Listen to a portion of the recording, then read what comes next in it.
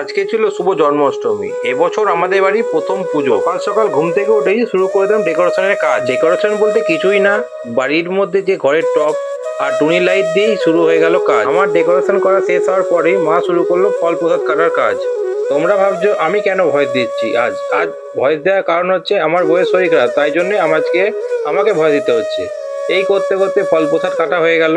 তারপরে চান করানো শুরু হলো গপুকে। গপুকে চান করানো শুরু হলো ঘি, মধু, চন্দন, গোলাপের পাপড়ি দিয়ে। আমাদের বাড়িতে 3জন গোপুসোনা আছে।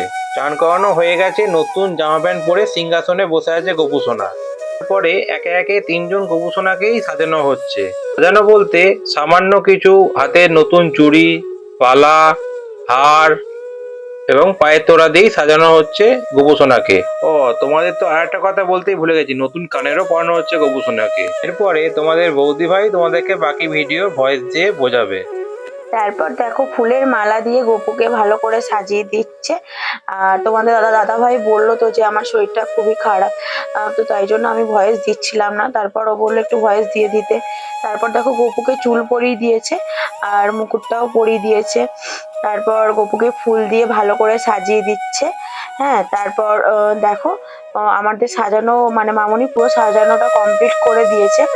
তারপর গপুকে বাঁশিটাও দিয়ে দিল, ওর জন্য নতুন বাঁশি নিয়ে এসছে। তারপর দেখো পুরো কমপ্লিট হয়ে গেছে। তো এরপর দেখো ঠাকুরমশাই চলে এসছে আর পুজোও শুরু হয়ে গেছে।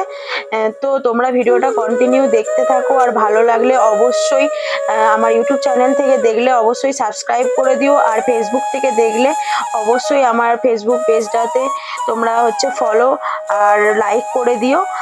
তো চলো ভিডিওটা কন্টিনিউ দেখতে থাকো, আর অবশ্যই কমেন্ট করতে ভুলো না। তো আমাদের সাজানোটা, আমাদের ডেকোরেশন কেমন হয়েছে অবশ্যই কমেন্ট করে জানিও তোমরা।